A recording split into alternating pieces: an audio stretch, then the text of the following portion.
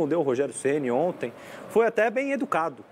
Foi elegante. Falou das sapatilhas verdes. Foi elegante na hora de falar sobre o Rogério. Mas perguntado diretamente, ele falou sobre, criticou o Rogério. Ele falou que a opinião do Rogério ele respeita, inclusive já deu uma garrafa de vinho ao Rogério Ceni em outra oportunidade. Ele foi muito elegante na resposta ontem, né? Abel já passou do ponto em várias coletivas, sim. já criticamos o Abel várias vezes aqui, mas ontem eu achei que ele foi muito bem. O Vasco, Kaká, fez um jogo contra o Cruzeiro espetacular, cara. Assim, você acaba o jogo contra o Vasco, o Vasco e o Cruzeiro, você fala que o Vasco ganhou merecidamente. Achei que você fosse falar contra o Santos. Não, Nossa, eu até gelei aqui. Contra o Santos você fez também, mas o Santos ajudou bastante. Né?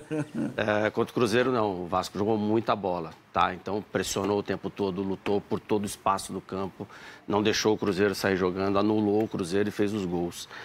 Ontem tinha uma diferença, né? Perdeu o Cuesta e perdeu o Barros para esse jogo. Barros é um volante que marca mais, entrou o Tietê, que é um jogador de dinâmica e tal, gosta de voltar na saída de bola. Então o meio campo ficou um pouco mais aberto. E na defesa também, o Lucas, né, que jogou, Lucas Oliveira. Isso. Lucas Oliveira não jogava desde fevereiro, até foi um levantamento da repórter, perguntou na coletiva. É um bom zagueiro, mas o Vasco sentiu falta desses atletas mesmo, né, desses dois, para ter uma marcação mais forte. Só que, assim, eu discordo do Diniz só numa coisa, acho que a análise foi boa, né, bem parecida com a do Léo, só que ele dizer que o Vasco melhorou no segundo tempo. Eu não sei se o Vasco melhorou no segundo tempo. O Palmeiras deu uma desconcentrada. O Vasco melhorou. O Vasco melhorou no segundo tempo. Mas por que o Palmeiras desconcentrou? Eu acho que se o Palmeiras tivesse o mesmo... ímpeto. O Palmeiras perdeu um gol cara a cara. Acho que foi desconcentração. Acho que Flaco tirou Lopes. o pé. O Palmeiras tirou o pé. Isso. Não é desconcentração isso. Porque o Palmeiras poderia ter ganho de 5-0. O Vasco teve 2 chances no final. Exato. Porque o Flaco perdeu um gol na cara do goleiro. Sim. O Palmeiras fez um gol com um impedimento milimétrico do Vitor Roque, as costas dele à frente. A gente vai colocar. E o Vitor Roque fez uma jogada, aquele drible ao Jardim pega, claro, Pô, o goleiro tá lá para isso, fez uma grande defesa. A gente tem esse lance, fez Kleber? 3 Roda aí esse lance. grandes oportunidades. Que o Léo Fontes se referiu. As costas impedidas. Você achou que ele estava impedido, Léo? As costas estavam impedidas. Não, porque agora é tudo... Como é que é? Como é que ele... impedimento de ombro... Isso é um golaço, né, para falar. É ajustado, é o VAR ajustado que eles falam. É tudo ajustado agora. Lance ajustado. Quando eles são incapazes de decidir alguma coisa... jabuticaba, né? É o lance ajustado. Olha lá, você achou que o lance estava ajustado, Léo Fontes? Eu acho o seguinte, cara, todo o VAR que tivesse 1 milímetro para cá, 1 milímetro para lá, a gente vai discutir isso. E não adianta. A ferramenta é essa, é a que tem, os caras param onde toca a bola... E a linha é feita pelo computador, onde ele passa no ombro, e a gente não tem... Eu não tenho subsídios que não sejam, de repente, indutórios para um lado ou para o outro, que me façam crer que houve algum erro.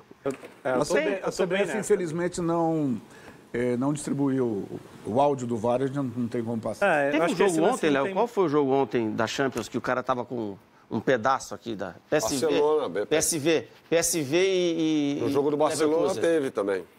Quando entrou o VAR, te juro, não tinha 1 centímetro aqui do ombro do cara à frente, do PSV. Etiqueta da camisa. Era 1-0. Era etiqueta. A única forma de resolver isso aí é impedimento semiautomático. Então, Que tem na Champions, que resolveu o gol do Paris Saint-Germain. não, e vai resolver. Só que eu não sei, a minha dúvida é aqui no Brasil, se a gente vai olhar e falar, pô, não pode dar impedimento porque o cara tem 1 centímetro de ombro à frente. É o melhor que tem no mercado até agora, né? Eu também estou com você nessa. Cara, a ferramenta que eles têm à disposição, a ferramenta indicou que o Vitor Roque estava impedido, acho que não tem muito... E 1 centímetro de ombro à frente é impedimento. Por mais que seja triste. O Palmeiras fez 3 gols em 18 minutos. Aí toda análise que a gente faz quando o Diniz está dirigindo um time é o tal do dinizismo. 24 minutos. Não, o primeiro gol foi 6, o último foi... Não, num intervalo de 18. De 18, tá, entendi. 18 minutos, o Palmeiras marcou 3. Pensei que era do começo do jogo. Aí a gente logo já pensa assim, quem é que está dirigindo o Vasco? Diniz, entendi. Já entendi porque isso aconteceu. Análise parte desse princípio ou não? Eu acho que o Vasco, ele perdeu pontos nesse campeonato, em muitos jogos, por conta de características de saída de bola dos times do Fernando Diniz, no caso, no Vasco da Gama agora. Contra o Ceará, isso foi claro. Contra o Bahia, o Vasco acabou vencendo o jogo, mas o gol do Bahia nasce de um erro também na saída de bola e tal. Então, eu acho que a característica do técnico tem de ir ao encontro dos jogadores que ele tem. né? Senão pode não funcionar. Né? Você tem, por exemplo, no Vasco, um jogador que errou muito sob o comando do Fernando Diniz, que é o Cocão, que perdeu a condição de titular, porque ele não é o cara para fazer isso. Né? Ontem, particularmente, acho que não passa por aí.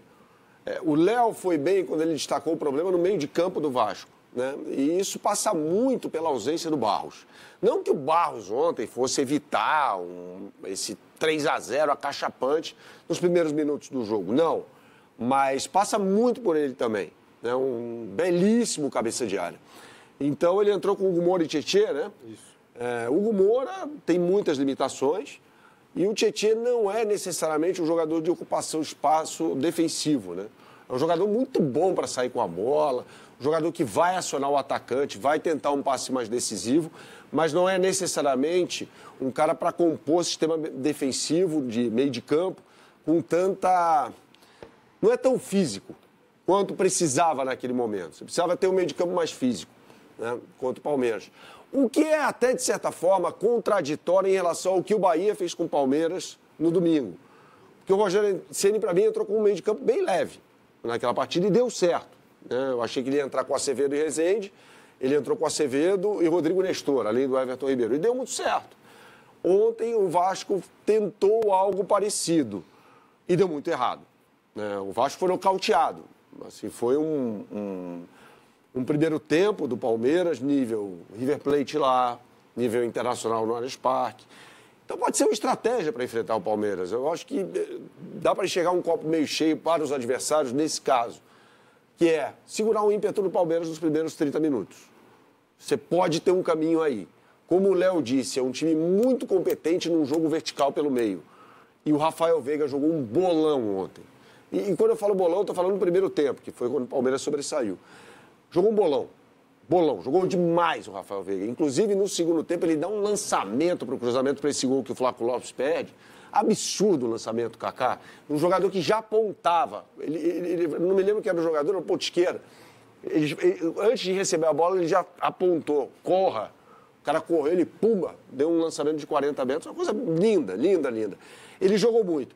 Sobre o Andrés Pereira nesse novo posicionamento, quero ver contra times que exijam mais do Palmeiras defensivamente. O Vasco, em algum momento ontem do jogo, não diria castigou, mas incomodou o Palmeiras, diferentemente do que aconteceu no primeiro tempo. Na segunda etapa isso aconteceu. Vamos ver com um time mais forte, por exemplo, vai jogar contra, sei lá, o Flamengo no Maracanã, dessa forma.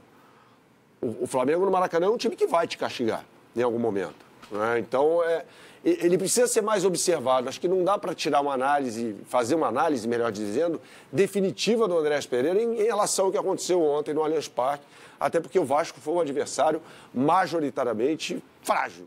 Difícil, realmente. E acho que cravar que o substituto do Lucas Evangelista vai ser realmente o Andreas nessa posição. Acho que o Abel tem mais de uma opção ali. Um jogo, analisar Exato. Um jogo após o outro. No final de semana foi Martínez e Aníbal, ontem foi Aníbal e Andreas. E acho que o jogo contra o Bahia pedia Aníbal e Emiliano Martínez no momento da saída do Lucas Evangelista. E pelo que era o estado do gramado também, não tinha como construir muito. Jogo físico para você ganhar duelo. O jogo de ontem era diferente. Agora, por linhas retas ou tortas, a gente já falou aqui, com a saída do Estevão, o Abel procurava alternativas para o ataque. E, de repente, encontrou uma dupla muito promissora. E aí é claro que a gente não vai fazer comparação com dupla Romário e Bebeto, nem com a dupla Ronaldo e Rivaldo, muito menos com a dupla Pelé Coutinho. Não se preocupe, Léo Fontes. Não faça comparações. Não haverá. Eu me preocupo com o que os outros entendem, não o que a gente esse... diz. Não faça comparações na parte do Palmeiras ali com Edmundo e Evair, pelo amor de Deus. Edmundo e Evair, então. No Vasco jogou Mas bolão. Mas tirando as comparações... Sim. Essa dupla está funcionando. E é sobre isso que Léo Gens vai falar agora pra gente. Será que ele vai dizer que o Abel podia jogar assim já no Mundial, mesmo com o Estevão? É verdade. Precisava sair o Estevão. Podia ter feito isso, né? Eu fico me perguntando. Só uma provocação, porque eu também nem imaginava. Mas eu acho que o Eureka não veio, ele não teve um insight. Nem eu imaginava isso. Nada disso. Olha como o futebol é escrito por linhas tortas. Nada disso teria acontecido se o Paulinho estivesse apto a jogar. Nada disso estaria acontecendo. Poderia ter sido até melhor. mas isso que a gente está vendo não estaria acontecendo. Faz sentido, faz todo sentido. Porque o Paulinho, eu sempre falei sobre ele, o Paulinho foi contratado, um jogador com características diferentes em relação às do Estevão. Mas ele foi contratado para ser o Estevão. Olha, vamos perder o Estevão, está aqui a reposição. E o Abel que se vire para montar. Mas agora, o Paulinho é um cara que também foi muito bem nos momentos em que ele formou uma dupla de ataque, né? A característica dele é diferente. Mas o que eu estou falando é, o Flaco Lopes não seria o Flaco Lopes de hoje. Acho que ele seria a bola da vez. Por isso que eu repito, por linhas retas ou tortas, deu liga. Sim. Essa conexão, essa química entre os dois. Fala, Léo Gens. Bom, hoje a gente vai trazer aqui e a gente vai mostrar por que Flaco Lopes e Vitor Roque têm se entendido muito bem. Primeiro, vamos dar uma olhada nos números e trazer um levantamento dos nossos companheiros do SofaScore. Duplas com mais participações em gols por times da Série A desde que Roque e Flaco passaram a ser titulares do Palmeiras. Eles têm 22 participações em gols. É a dupla que mais participou de gols desde que os dois se tornaram titulares. Mas como é que eles se entendem? Quais são os movimentos que esses dois executam juntos? Imagens na tela para a gente deixar mais claro para quem está em casa. Primeiro, um gol do jogo contra o Vasco, claro. Flaco sai para se movimentar e vai receber a bola antes do meio-campo ainda. Ele vai receber essa bola e vai executar um lançamento digno de um camisa 10 para Vitor Roque, que já ataca a profundidade, as costas da última linha do Vasco. Vai entrar com velocidade, como disse Léo Fontes, driblar o Paulo Henrique e finalizar para marcar. Olha o gol aqui contra o River Plate. Flaco Lopes sai, atrai o Portillo com ele, leva o Portillo para marcá-lo e no espaço que o marcador do River deixou, o Flaco Lopes vai executar o passe para quem? Para o Vitor Roque. Um ótimo atacador de espaço na velocidade, o Vitor Roque vai tocar a bola na saída do Armani para marcar um dos gols do Palmeiras no Monumental de Nunes. Outro jogo, duelo contra o Internacional. Repare na semelhança com aquele gol contra o Vasco. Flaco Lopes, antes do meio-campo, vai ter uma belíssima arrancada. Vitor Roque e Facundo já atacam a profundidade e estão no mano a mano com os dois zagueiros do Internacional. O Flaco vai executar o passe no Facundo. O Vitor Roque também já se movimenta porque ele sabe, na hora que o Facundo receber a bola, ele vai procurá-lo. Vitor Roque finaliza e marca um dos gols do Palmeiras no Allianz Parque. Jogo contra o Ceará, o primeiro com essa dupla. Flaco volta, retoma a bola e lança. Dois jogadores do Palmeiras atacam a profundidade, assim como no jogo com o Inter. Maurício e Vitor Roque nesse caso. O Maurício entra no espaço, o Flaco faz o lançamento para ele. Vitor Roque vai dar o gato no zagueiro aqui embaixo do seu vídeo, se movimenta e finaliza na primeira trave. Então, o entendimento desses dois caras tem sido muito acima da média. Você notou aí os padrões da dupla Vitor Roque e Flaco Lopes. Muito bom, muito bom.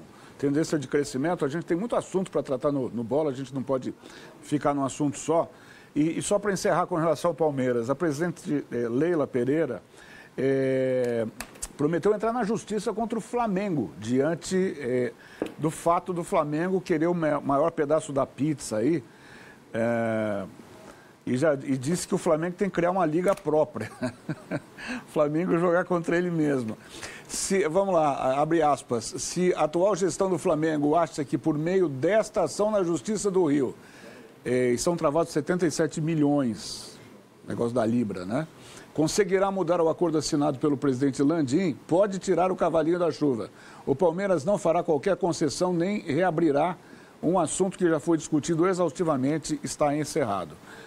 São vários clubes que fazem parte da Libra, né, que é a Liga Brasileira de Futebol aí, mas tem essa questão que a presidente Leila disse que vai entrar na justiça por causa do repasse da Globo, principalmente, a Libra. 77 milhões são travados pelo Tribunal de Justiça do Rio de Janeiro. E aí, Berna, como é que se resolve essa situação? A situação vai ser resolvida na Justiça, em instâncias superiores, né? O que o Flamengo alega, e pelo que eu pude apurar, é por aí a questão, é que o que foi assinado no ano passado foi a divisão do bolo nos 40, 30, 30. 40 de igual para todo mundo. Nota fixa.